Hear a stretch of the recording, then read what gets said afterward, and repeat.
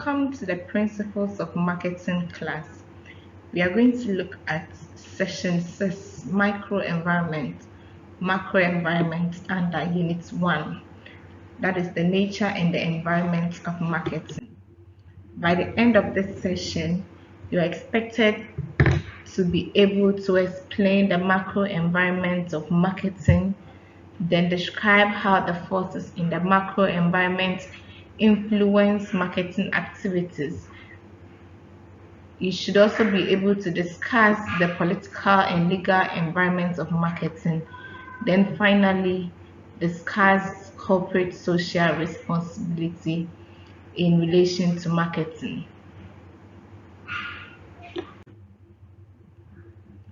Macro environment. This type of environment consists of larger societal forces that offer opportunities and pose threats to the company. It consists of larger societal forces that offer opportunities and poses threats to the company.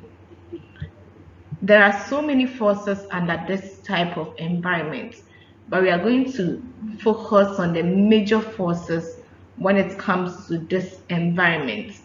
We have the political and legal forces, the economic forces, the technological forces, the sociocultural and the physical environment. We are going to take them one after the other. The political legal environment.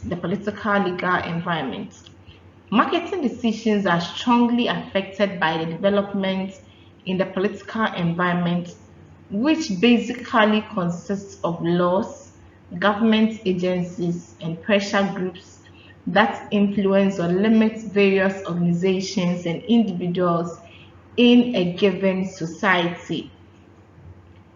This is to say that when it comes to the political and legal environment, every organization or every firm operates under a body of law, which the government foresees all these laws to make sure that things are done in the correct manner. Some business people exhibit a remarkable lack of knowledge about marketing's political legal environment. Some people intentionally ignore the existence of law. Some also doesn't have a deeper insight when it comes to marketing's political and legal environment. The fact that one may not be aware of the law that is guiding the marketing activities doesn't grant the person the opportunity to actually dodge the punishment that comes with the ignorance of the law.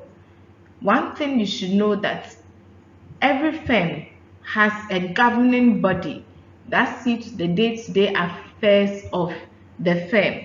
And when the laws of these governing bodies are being flouted, it comes with punishment. Some comes in the form of a fine, some comes in the form of a firm lockdown, some come in the form of you being given some days to be off the market and some days to come back to the market. This is to say that marketing firms have to be very much mindful of the laws that is guiding their activities. The laws and interpretation of laws that require firms to operate under competitive conditions and to protect consumer rights. There are existing laws that actually protect firms under competitive conditions. I know of these prepaid vendors. I know that you need to work for some miles before another vendor can open or operate this prepaid business. And I know of this barbering shop association.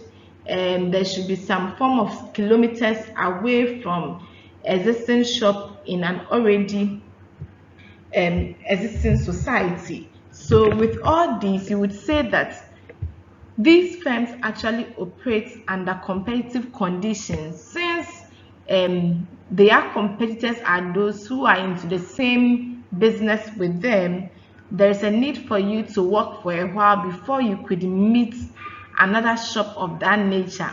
These are parts of their laws. If you act as if you are not aware, or you act as if you don't care, and you flout these laws, the leaders of this judiciary committee will deal with you appropriately. Ignorance of or non-compliance of these laws, ordinances, and regulations can result in fines, embarrassing negative publicity, and possibly expensive civil damage suits, like I mentioned earlier. So you can't ignore the existence of the law, and you can't also give an excuse that you are not aware. To cope with the vastness, complexity, and changing nature of the political legal environment, many large firms maintain in-house legal departments, and small firms seek professional advice from legal practitioners.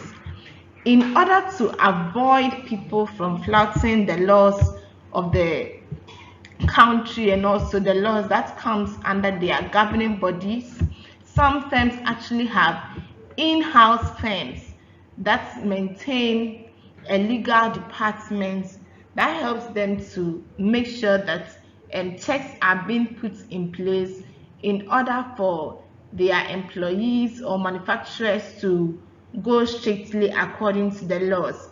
Some small firms also seek professional advice from legal practitioners. Why do we think they would do that? Just to avoid them flouting any laws that has been set. All marketers, however, should be aware of the major regulations that affect their activities. That is why I keep on saying that you can't give an excuse that you are not aware, or you can't give an excuse that even though you are aware, there was no need for you to comply with it. There's a need for you to know and have a deeper insight about the rules and regulations governing your firm. In all cases, marketers should comply with the laws and regulations.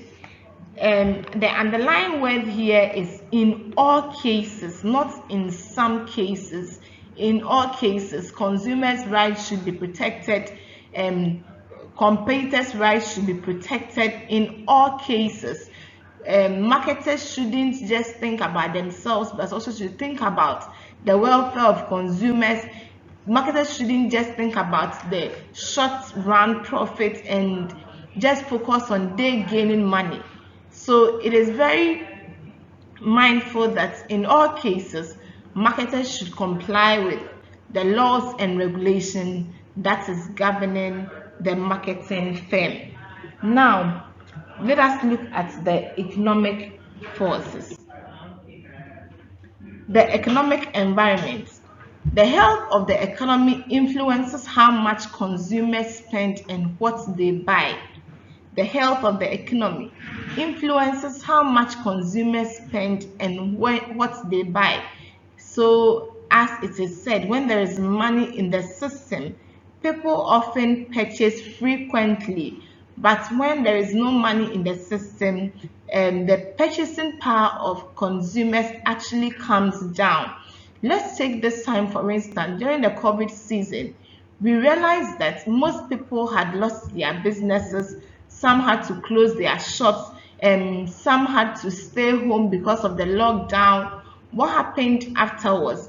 It was realized that the health of the economy was being reduced, and due to that, sellers and manufacturers brought in their plea that after they have produced their items, no one goes to them to buy, and because of that, sales have reduced and they are not making money.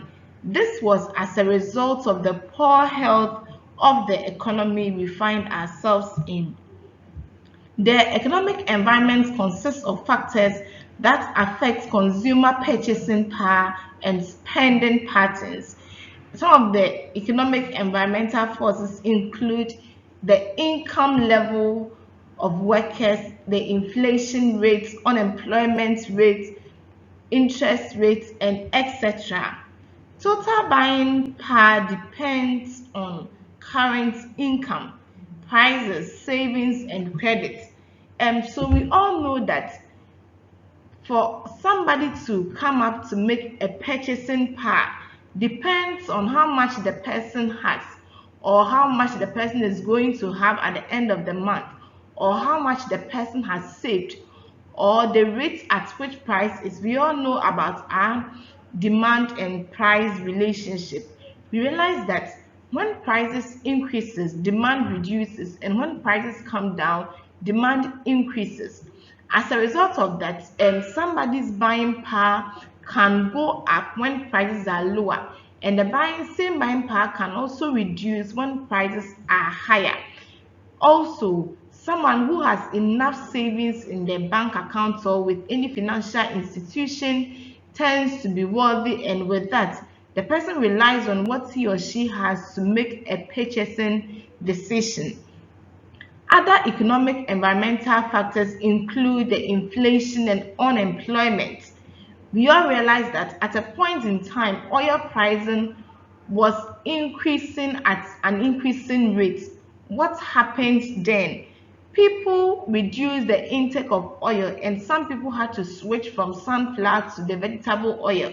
When they realized that type of oil prices was also increasing, people had to switch from that to palm oil, just because there was a very fast growing inflation, and that affected people's purchasing power.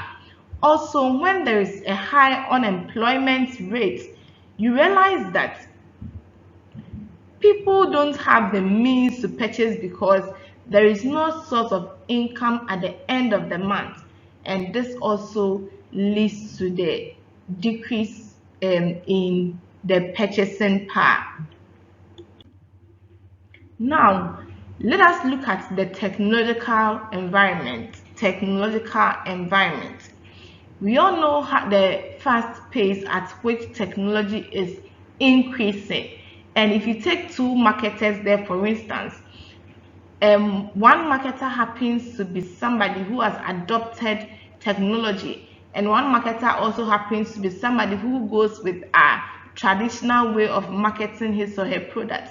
You realize that the one who has adopted the technological means of selling his or her products tends to sell higher than the one who has stuck to the traditional form of selling or marketing, because of the rate at which the world is moving. Now, people can just be at their one corner or their homes and even order for salt, all because of the technological environment. It represents the application to marketing of knowledge based on discoveries in science, inventions, and innovations. New technology results in new products for consumers, improved existing products, better customer service, and often lower price through the development of more cost-efficient production and distribution methods. Now, let's take an ATM machine and a teller, for instance. You realize that if you don't visit the ATM machine, you go to the bank to queue, and look at the time that it would take one to queue in order to meet the teller, take the money, count the money. Let us compare that one to you walking to the ATM machine. You all bear with me that the ATM machine happens to be faster and very convenient, and because that time that you used to queue have been saved, that time you used to count the money have been saved, that time you will sit at the bank to wait for the teller to finish with whatever he or she is doing has been saved. And when all these things happens, the customer begins to think that I have been treated well. That is when there is a better customer service. The most dramatic force shaking people's destiny now is technology. Everything can be done with the usage of technology. Technology has released some wonders such as open heart surgery, birth control pills, submachine gun, and computers. And some people come in to say that Is technology a blessing or is a curse? Why? Because this same technology helps us to advance, and some people also bring us down with this same technology. For example, you can talk about cyber fraud, and people use the technological devices to steal from other people's accounts. This same technology also helps us to work faster and also helps us to be more convenient. And so you would say that technology, even though is a blessing to us, some people have also taken advantage of this technology. All these things we are saying have impact on the marketing environment. Like the two marketer scenarios that I gave, you realize that any marketer who adopts to the usage of technology happens to make greater sales as compared to the one who has stuck to the traditional service. Let's take this for instance. If you market your product on a social media and another person also markets the product through face-to-face interaction, personal selling, I mean, you realize that the number of people I could reach in a minute with a social media would be way more than the people I can meet through a face-to-face interaction. This should tell you that technology actually helps us to reach larger people within the shortest period of time. Now, now let us look at how we can apply technology to marketing. Applying technology to marketing. Marketers must closely monitor their technological environment for a number of reasons. Let us look at two of them. One, applying technology may be the means by which a firm introduces major product breakthrough that gives it a competitive edge. When new technology is being introduced into the market, it kind of introduces a product breakthrough that gives the firm a competitive edge over its competitors. Applying new technology also gives markets the opportunity to improve customer service. The new developments in electronic communication and the 24 banking services by the use of automatic teller machines. You realize that the introduction of new technology gives marketers the opportunity to improve customer service. You can walk to the ATM machine 24/7 to withdraw money unless there is no cash in the machine. You can send an email 24/7 any time of the day, and the person would receive it once the person gets connected to the internet. So you realize that it kind of gives marketers the opportunity to improve customer service. Customers tend to be very satisfied when they realize they are being responded to. And currently with this WhatsApp business, for instance, when the person is not even online and you send a message to the person, you get a quick response that welcomes you to that site, that makes you feel belonging. So with this, we can say that it improves customer services these days, because I'll be so much excited if I should send something and quickly it goes away and the recipient happens to receive whatever I have sent. So applying new technology gives a firm a competitive edge through a product breakthrough, and also it kind of creates an opportunity to improve customer service. Let us now talk about the social culture environment. Social culture environment.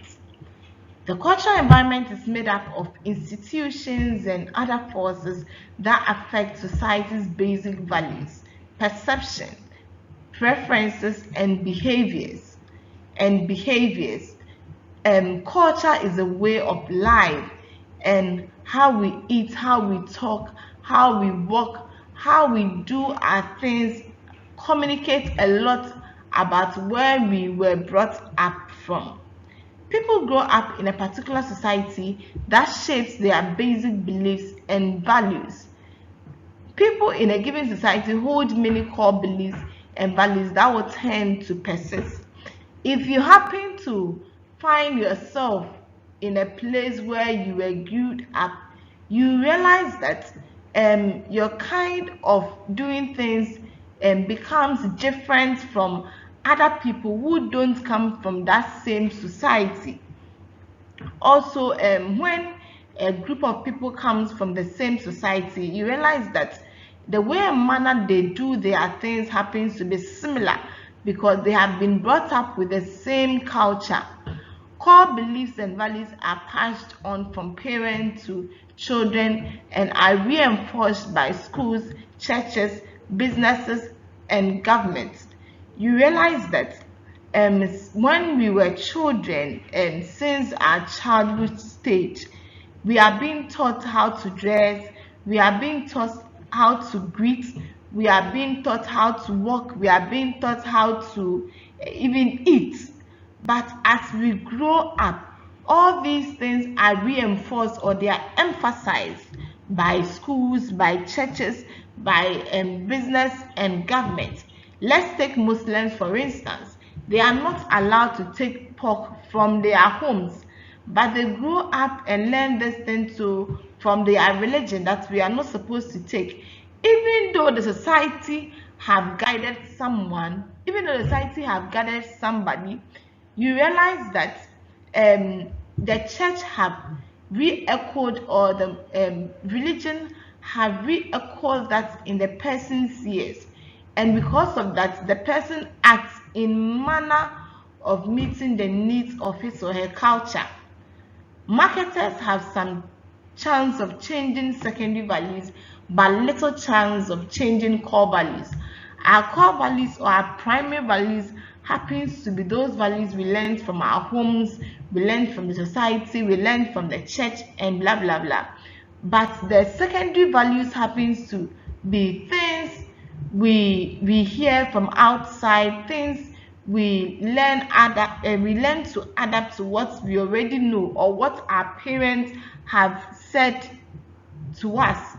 And so one example would be that family planning marketers would argue more effectively that it is good to get married. It is good to get married than to say that it is not good to marry. For them, the core value is that it is good to get married. But as to the time you get married, there's a secondary belief that would say that marrying late is bad. As to marrying late and not getting married at all, which one would you go in for? It is our culture that we need to get married.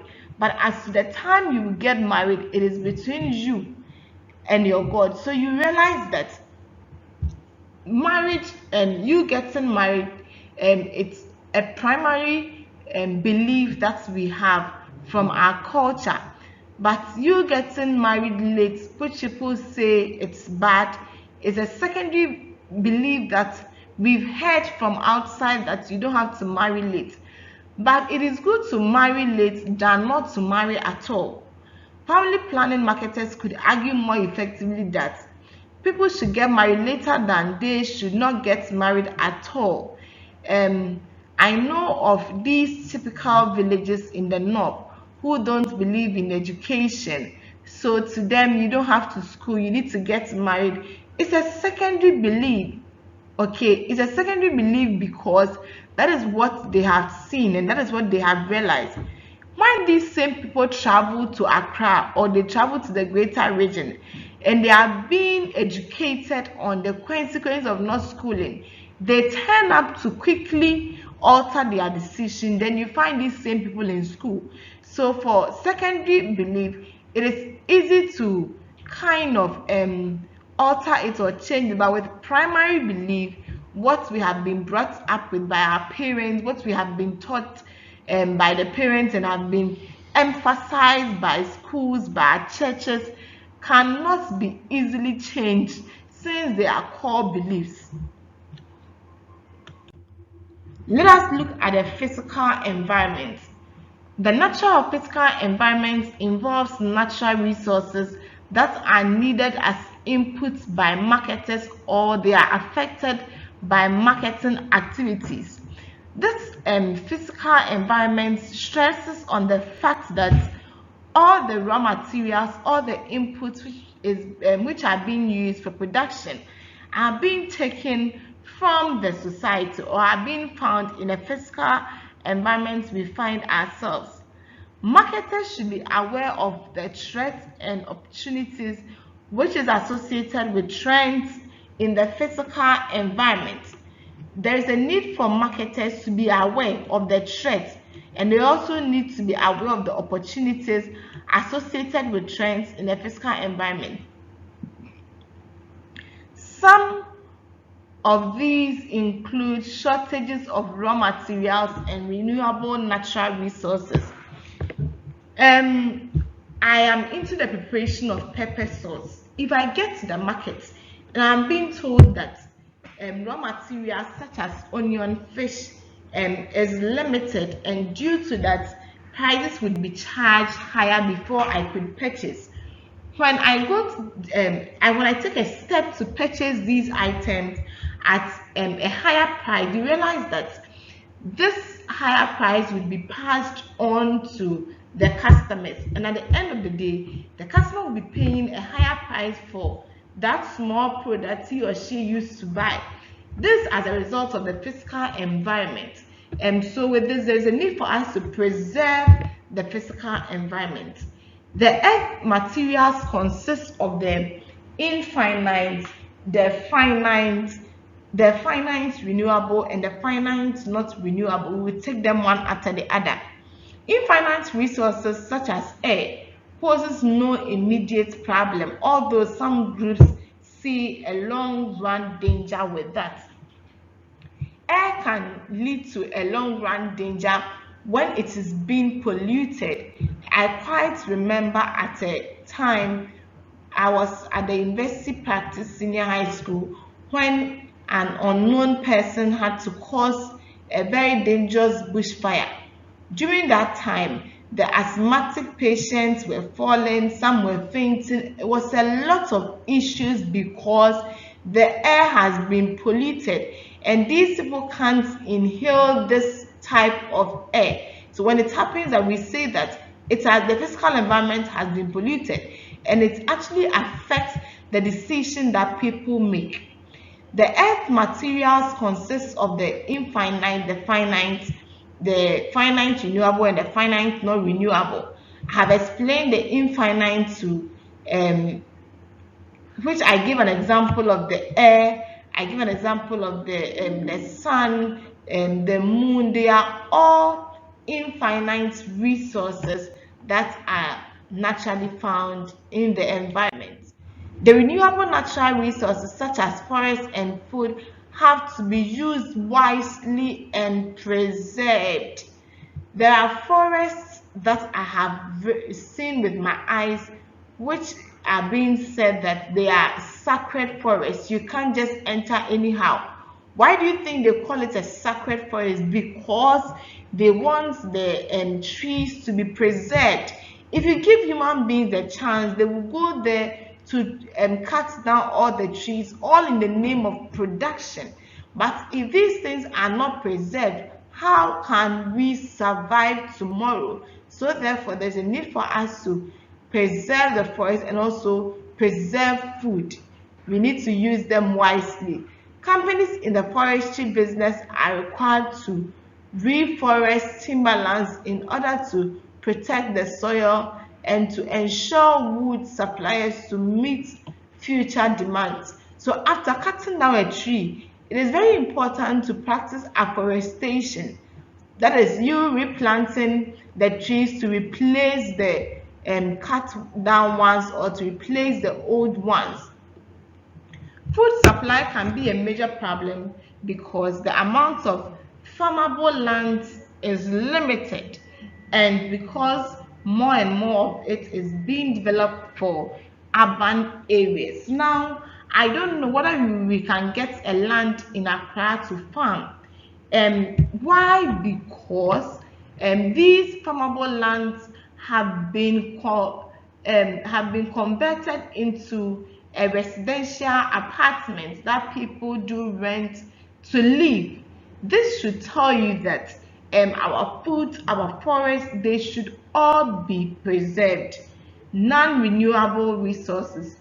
This type of resources include oil, gold, bauxite, diamond, and various minerals, which poses a serious problem. You realize that these Galamsey gold miners, sometimes they dig a very big hole, and I learned that some people can stay under the earth for as long as 3 months, 6 months, all in the name of looking for gold. When these golds are discovered, what happens? Some even go to the step of leaving the hole bare like that. Some don't fill it back. Some also just leave it just like that. When somebody happens to fall inside this hole, ask yourself, will that person come out? No.